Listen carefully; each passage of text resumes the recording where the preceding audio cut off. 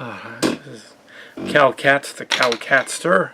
It is Black Friday evening as you're watching Kal Katster, the Black Friday thing. I'm going to review the movie that I saw at Black Friday, and that's going to be separate. And then I'm going to watch the other thing. So, movie. Yeah, I went to the Wreck-It Ralph 2, Ralph Wrecks the Internet. Packed house. Most of the showings were sold out. 11 o'clock wasn't. There was 2 or 3 seats left. In the front, the previews included Missing Link, Secret Life of Pets 2, and something else. Missing Link is a new Lego movie. The Uglyville, the Uglyville Trolls thing. It's not a Trolls movie. It's called Uglyville. Let's see, a kid movie, I guess. Something else too. Anyways, so yeah, this movie is like the Cars movie. This is a boy movie. The boys like, Frozen. The girls like that. So we have this Wreck-It Ralph is loosely based on Donkey Kong, I would say. He's sort of a Donkey Kong character, although he isn't really Donkey Kong. He's his own thing because Disney couldn't get the rights to call him that. So he's basically Donkey Kong. But he has a sort of Mario-like guy that runs around fixing things, and he's not into as much. The blonde character and the Mario guy are married now in the sequel. But Ralph is best friends with a bunch of Schweets, and they discover that they try to help each other out on the racetrack game and inadvertently lead to the breaking of the game and the steering wheel on the game. So they have to go into the internet. Obviously, they know about the internet. It's going to happen, and I don't know how that works, but they're able to go to the internet and try to get another one, and all this crazy stuff happens in the other world. Can't really give away any spoilers. It literally just came out. But the juxtaposition from the trailers and all that is that you have a story that basically is Pixels and Emoji Movie if they'd done it right. So basically, Pixar, I was kind of thinking along the same lines and thought, no, this is how you do an internet movie. This is how you're done. You don't just use the memes. The memes don't drive the story because that doesn't make sense. No, you cleverly insert them as jokes. You have spam bot guy, or you have virus bot guy, or whatever, and that's just a character that's in the story that forwards the story. You don't literally make the story about meh, the story about hacker emoji or whatever, or poop emoji. That's not funny. You have to make it about other characters that are doing something else. And also, the Emoji Movie was ripping off the Lego Movie Part 1. There was a trailer for Lego Movie 2, the Sistar system or whatever, where it's clearly supposed to be his sister. I think the twist should be that it isn't his sister. That there's some other person in there other than the sister, because that's too obvious. Maybe it's the kid's girlfriend. That would be interesting. And the sister's there as well, but she's jealous. That'd be interesting. They probably won't do that, though. Anyway, that's another movie. That's a Lego movie.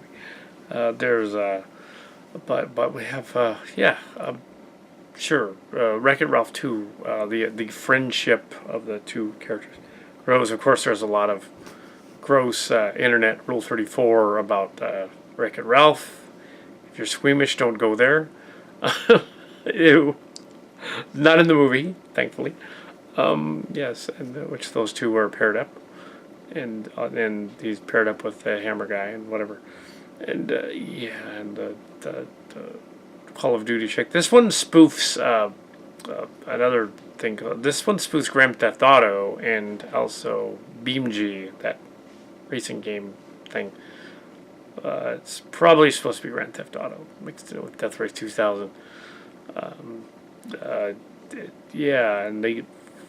they have a Wikipedia character who's spoofing Google. Yet they go to the Google building at one point, and the giant King Kong bad guy virus they got to fight at the end. I won't give that away. Just they fight a King Kong, and but sort of a thing, an amalgamation, yeah, of different characters. I won't give that away because that's the crux of the movie. And they have to learn about like self-esteem and stuff, and tolerance and their insecurities and stuff, because programs have that now in that universe. And also, there was a preview for Toy Story 2, which Mark's Cards mentioned the preview earlier. We didn't see it with him, but mentioned that there's this little like thing that wasn't a toy that was made up like a little spoon critter. It does beg the question: in that universe, do things that are made up by children have sentience as well? And if so, that must be a horror show. Yeah, yeah. It was like, anything created, is that automatically sentient? And if so, why? Oh yeah, kind of a similar idea to the Wreck-It Ralph thing, which does reference Tron at one point. The virus. And her glitch is mentioned, and yeah, it was a good movie. It definitely as good as the critics say. It's not just, oh, we're Disney Pixar. You guys are Disney Pixar. Somebody's complaining about my reference to the Harry Potter movie. That some people were complaining out there that we're too nice to Fantastic Beasts. Others are complaining that I got it wrong about Fantastic Beasts and Rowling's other works. Yes, I got one thing wrong. She did not make the Cursed Child. That was someone else. Other than the other thing is right. So, that was someone else, but she okayed it. Yeah, I didn't mind Fantastic Beasts 2. So yeah, they're on about that, but over there on the other channel. But anyway, so. But yeah, this one was good too. It was yeah. There was of course the weeping moment near the end. But yes, there always are in these Pixar movies. Not as much so as Coco. Not really. There wasn't really one in The Incredibles 2. This year it's been The Incredibles 2 for Pixar, Disney, and now this one, Wreck-It Ralph 2. They did get permission to use Sonic the Hedgehog in the movie, but he's got a cameo, and he's in there for like maybe 30 seconds.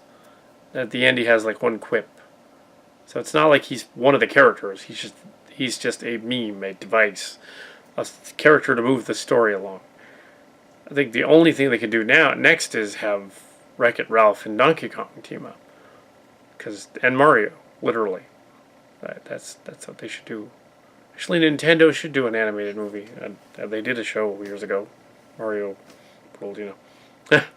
They could do a new one, which they added to some of the games, and then some of the games added to it. So it's like, they could do a Mario thing. They could do a Donkey Kong thing. They should do a Donkey Kong thing. I don't know why they haven't. There's so many Donkey Kong games. They could totally.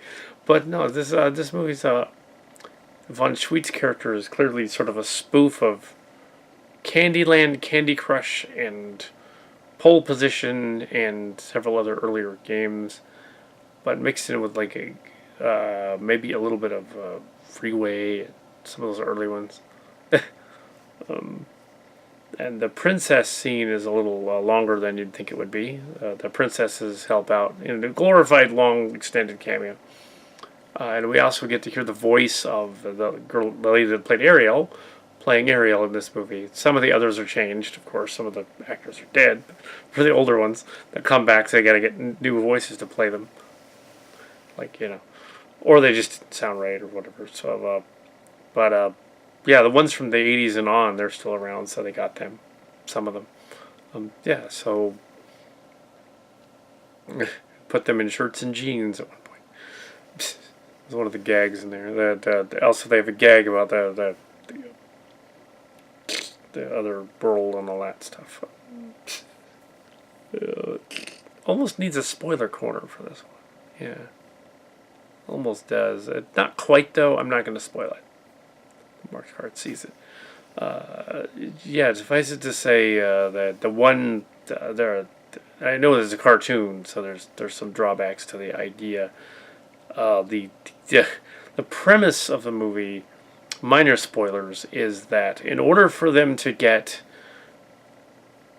to fix the candy game, the candy car game, they have to go into the internet, and which is connected via an old iMac somehow into incompatible software, but somehow it works via the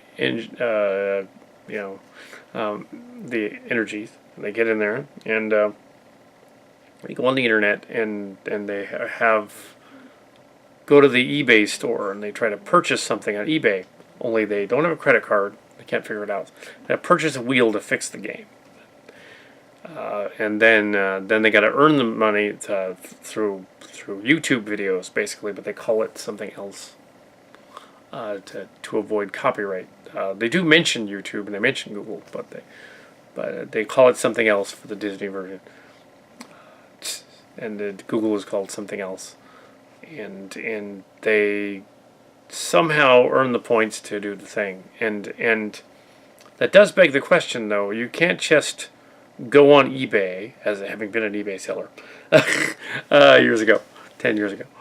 You can't actually go on eBay and bid on something for someone else and then not send it somewhere. That's not how it works.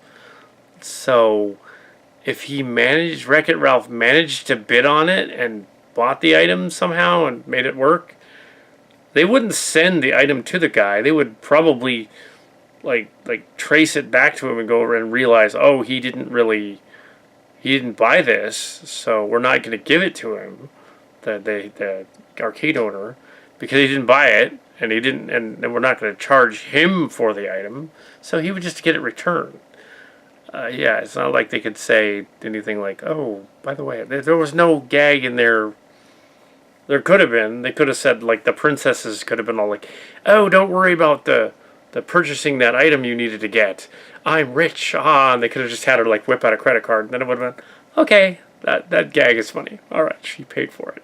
And then the guy could receive the item, and he's all, oh, thanks from Princess Ariel. What? That would be funny. Something like that. Somebody donated to the arcade. What? Princess Ariel? Yeah, or something like that, or Snow White or something.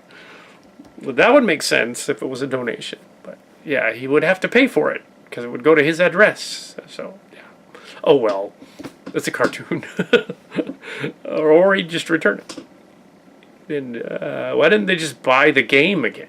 I think somebody somewhere, if that game was that popular, would have like an update version of it somewhere online. They could just go there, go to the game on the internet. And his game 2 and the other game, you could play Tapper still. One of the, so yeah, you can play those like Atari special, Nintendo special. They have those game things, or they have all the old games and they're installed on a new system. So it would have made more sense if he'd hooked up all the games in the arcade to the new system in order to play the thing. But yeah, then it would have been all in the same universe. Then the compatibility issues wouldn't have happened. Yeah.